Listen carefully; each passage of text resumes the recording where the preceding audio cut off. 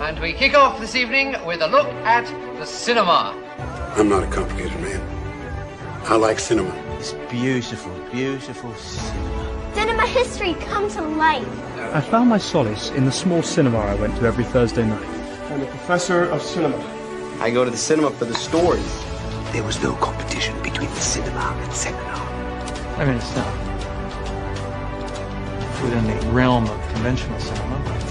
And now, here's Space and Johnson with a cinema review.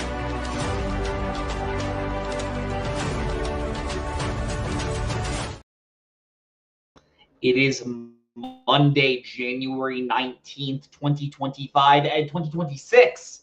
My bad. And thank you for joining me for another episode of Cinemaster's Reviews. Hope everyone's having a nice holiday off. If you do get holidays off, if you are working today, sorry about that, but hope you're still having a very, very nice day. We got two exciting movies we are going to be reviewing tonight, that being 28 Years Later, The Bone Temple, and Dead Man's Wire. I say we jump right into the show this week, that being with our first review, that of course being 28 Years Later, The Bone Temple, directed by Nia DaCosta. This is the fourth film in the 28 Days Later franchise, as well as essentially the second film in what is going to be a trilogy of the 28 Years Later franchise. The first one coming out, the first and technically third film in the franchise coming out last year, 28 years later. This is, of course, the second chapter. We are once again following Spike, played by Alfie Williams. He is after losing his mother in the previous film. He has been adopted by this new gang of surviving criminals called the Jimmies, and they essentially fight in order to waiver off the infected rage virus. If you don't know what the 28 Days Later franchise is about, I probably should explain that. Essentially, 28 years ago, a rage virus that was being experimented on this chimpanzee was let loose into England, and essentially, it's not technically a zombie apocalypse. You could call it a zombie apocalypse where many people's minds just sort of went blank. They became infected, and now they only work on wanting to eat other humans. So after 28 years later, the main character Spike was adopted by this group of criminals called the Jimmies, led by Sir Lord Jimmy Crisfill, played by Jack O'Connell. And at the same time, there's a location called the Bone Temple, where a doctor by the name of Dr. Ian Kelsing has essentially been able to weaponize iodine and certain other chemicals in order to ward off the rage virus. Dr. Ian Kelson, played by Ray Fiennes. And if you saw the last movie, you know that there might be a way to cure the infected in order to maybe not necessarily cure them, but give them the ability to think and to speak.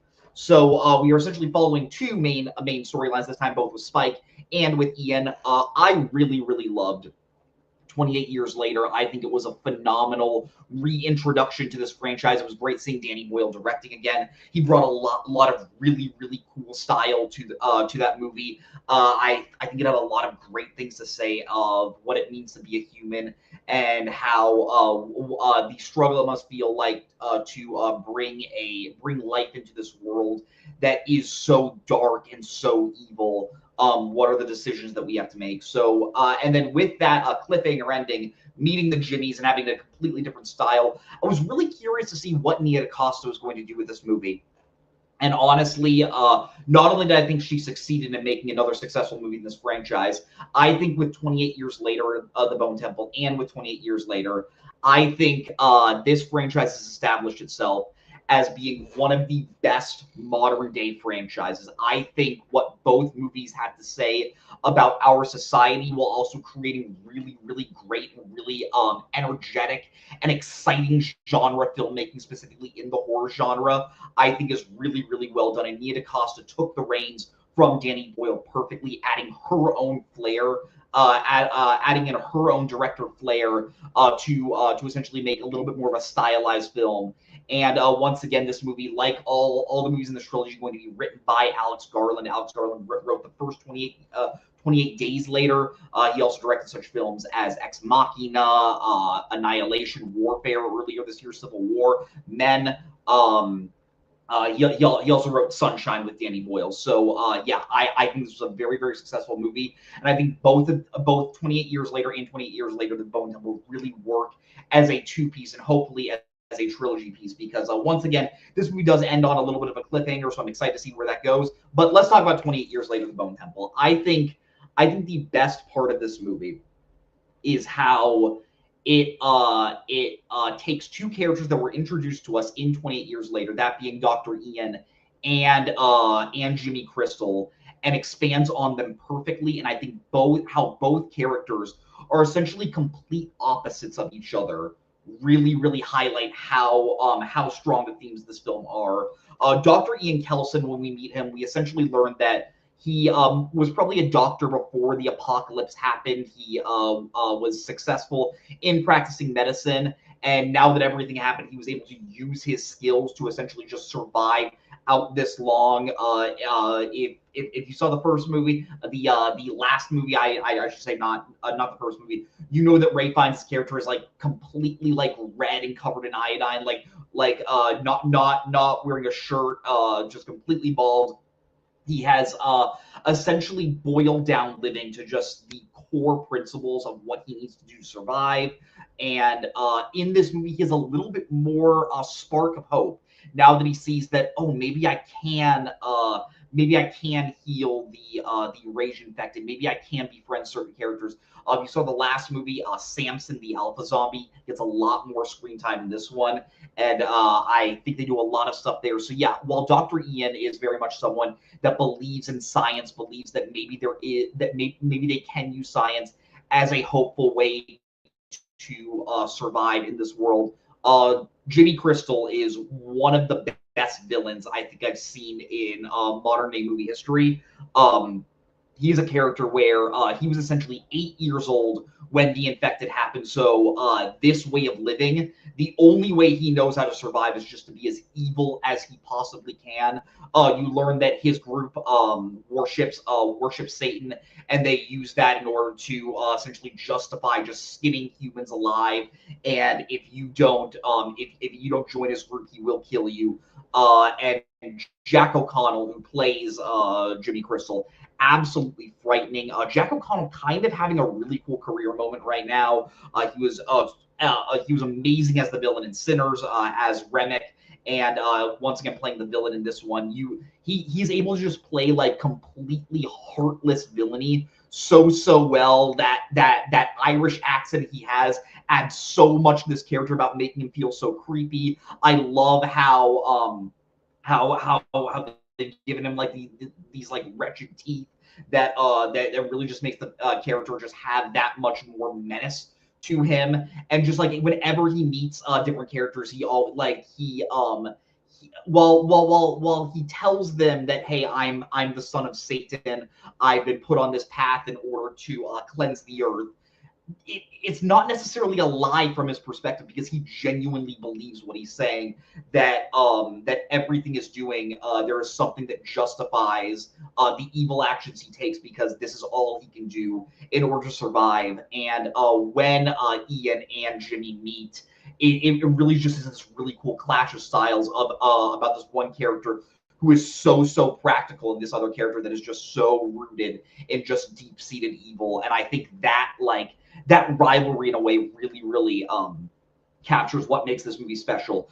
Spike is still the main character, and he is essentially now still like the audience surrogate in a way, where in the first movie we are seeing how society has evolved from since the apocalypse happened. We see characters using spears as their main weapons. How society is going now that like electricity isn't something that you can just immediately siphon. And this one now we are seeing Spike learn how truly dark and sinister the world can be with joining the Jimmies against his will.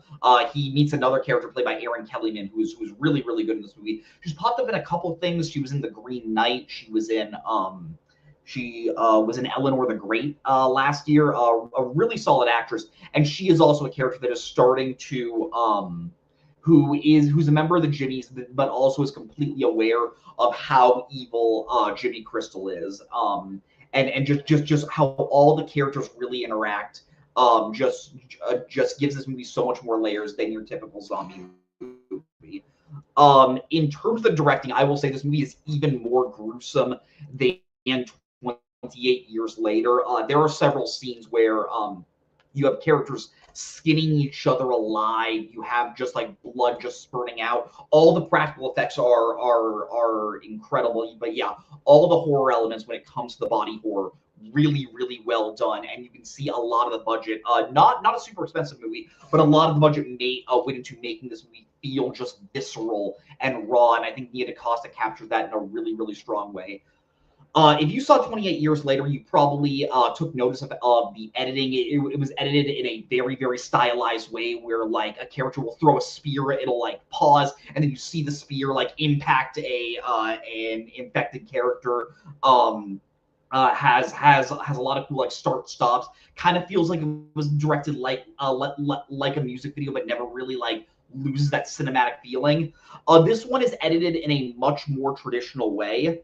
And I think for the story they are telling of trying to like tackle much bigger and like maybe not bigger is the right word, but like more like easy to wrap your head around themes. I understand why the editing was a little bit more serviceable and a little bit more like approachable from a modern audience. So I think, and I think with this one being directed by someone different than the last movie, I think it just adds a little bit more like of a creative vision to both movies, where you can very clearly tell who made both movies based off their filmmaking prowess.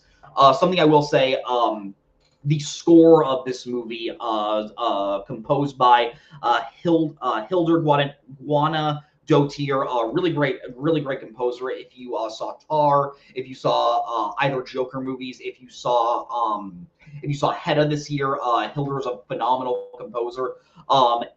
Crafts an excellent score in this film. A lot of really like eerie, atmospheric pieces of music. Also phenomenal needle drops. I don't want to spoil anything, but we learn pretty early on that Ian is someone that has a pretty large record collection. And when he is just like experimenting on different things that he can use to essentially make the rage infected more docile, we see that he's always just jamming out to different music, and it's really fun to see how Nia DaCosta uses that as the film goes on. The movie culminates in one of the best climaxes I've seen in a movie in a long time. I could see some people thinking this climax goes a little too over the top.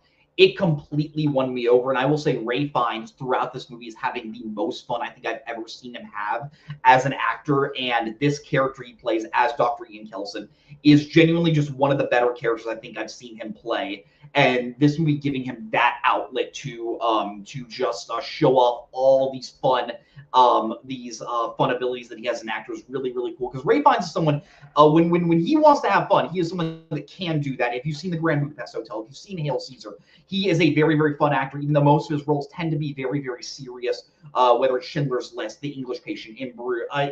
Even in Bruges, like a little funny, but he's playing the straight man in that.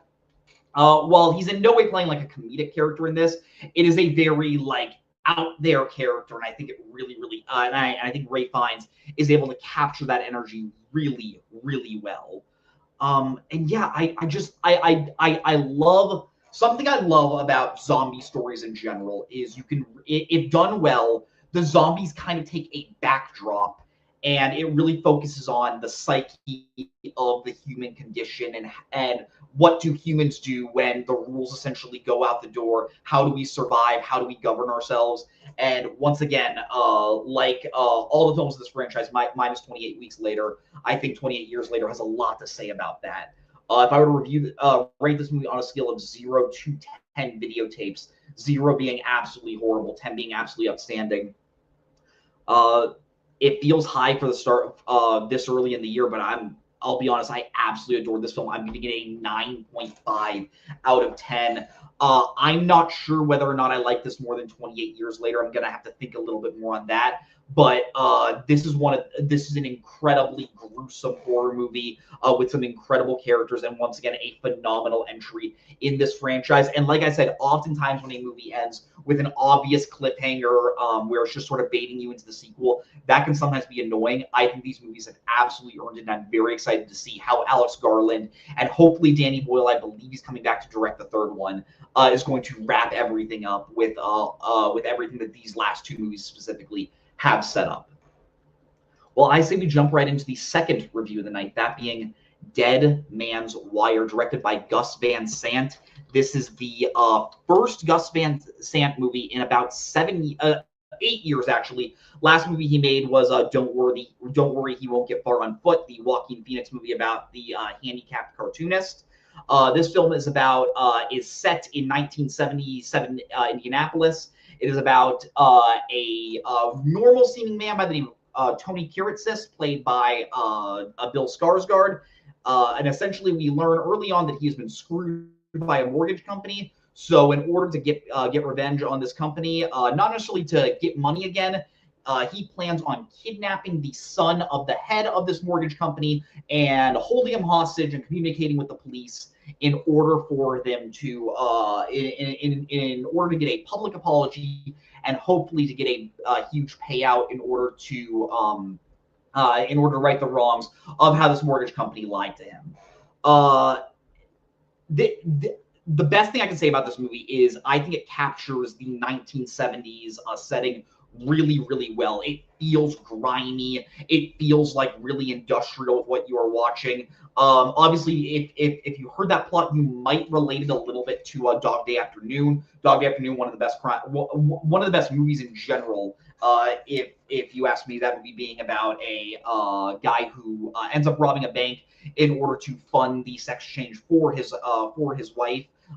So it is about a criminal that has a little bit of like a strong moral center. I don't think Tony has quite the same moral center because he is actively putting people in danger. And I think that's what separates Sonny and makes him such a compelling character. Is he's doing everything he can to not put people in danger. But no, this movie does a great job of establishing that 70s setting.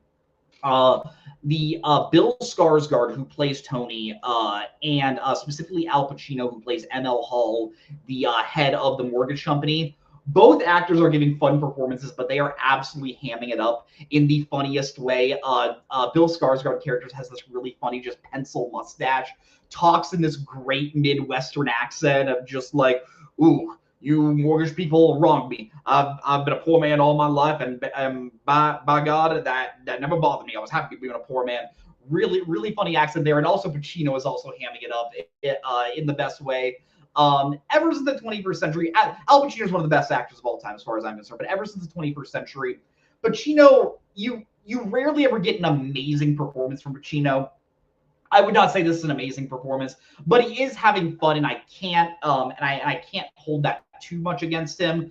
The two best performances, as far as I'm concerned, in this movie, Coleman Domingo, who plays Fred Temple. He is a radio DJ who's essentially reporting the news of everything. Coleman Domingo is just one of the best actors working today, and he plays his character in such a cool way of like you can definitely tell he's a little nervous by the fact that he's having to essentially message to the world that a hostage crisis is going on, but he always keeps his cool like Coleman Domingo can.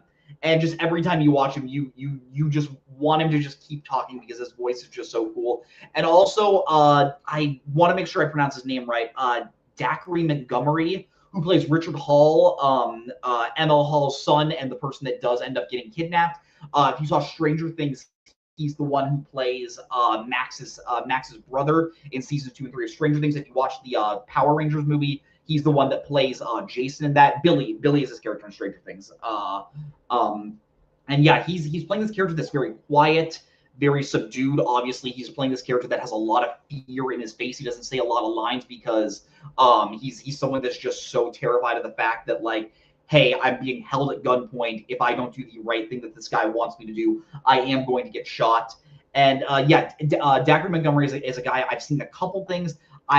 Watching this movie, he's usually known for playing like these very like cartoonish characters. I didn't know he could play this like really just sort of like normal everyman guy so well, and I would like to see more roles from him. One thing I will say about this movie, it doesn't quite have the energy that this story probably demands. When Tony does take Richard as hostage, most of the movie is just told through phone calls, a little bit through like what's going on in the hotel room, and it's just not quite as exciting as you might hope. This movie is based off a true story, so maybe Gus Van Sant just didn't want to like inflate the events all that much. But when you have just these like grimy junk food crime movies like this, you kind of expect like a little bit more energy to it. I know this movie's based off a true story, so it feels weird calling it a junk food crime movie. But the way Gus Van Sant directs it, I do think that is like really the best way I can describe this film is junk food crime, which isn't necessarily a bad thing because I do think this was an entertaining movie. Also, a great soundtrack, great 70s style soundtrack. I think this is the third movie I've seen in the past year that uses The Revolution Will Not Be Televised. First one being One Battle After Another, second one being The Running Man, and now we have Dead Man's Wire. Also, second movie with The Revolution Will Not Be Televised that also includes Coleman Domingo. Interesting. I think this is a lot better than The Running Man. I do think it's a solidly entertaining movie that ends in a way I think you will probably see coming, even if you don't know the true events. But I think there are certain things that it does go about that makes it an entertaining watch. If I were to rate this movie on a scale of 0 to 10 videotapes, I'm going to give it a solid 7 out of 10. In no way do I think this like breaks new ground, but I do think this is a good movie. I think it has solid performances. Certain people are hamming it up just a little, but also certain people are grounding it. And yeah, watching this movie, if you are someone that likes just 70s crime movies like me, this one probably will entertain you. I think it's like a perfect streaming movie when it does come out in streaming. But if you do have the time, especially early in the year, when like not a ton of stuff is coming out, except for maybe like holdovers from 2025 that are finally expanding into wide release, I would go say check this out if you do have time. But that does bring us to the end of our show this week. Thank you all for watching. Remember to like this video and subscribe to the video store. It helps grow our channel a lot. Next week, I'm going to be reviewing Chris Pratt's new movie, Mercy God Me, as well as either Return to Silent Hill or The Testament of Anne Lee, depending on if Testament of Anne Lee expands wide near my near Phoenix. Thank you all for watching. Always a pleasure to talk movies with you guys. Hope you're all having a fantastic day, and as always, watch more movies. And the award for most vapid film review of the century goes to... Okay, movie review. Okay, I thought it was beauty. And he's now in cinema hell, where one day we'll all be reunited. This is me at the Regal Cinema crying as I did through much of the film.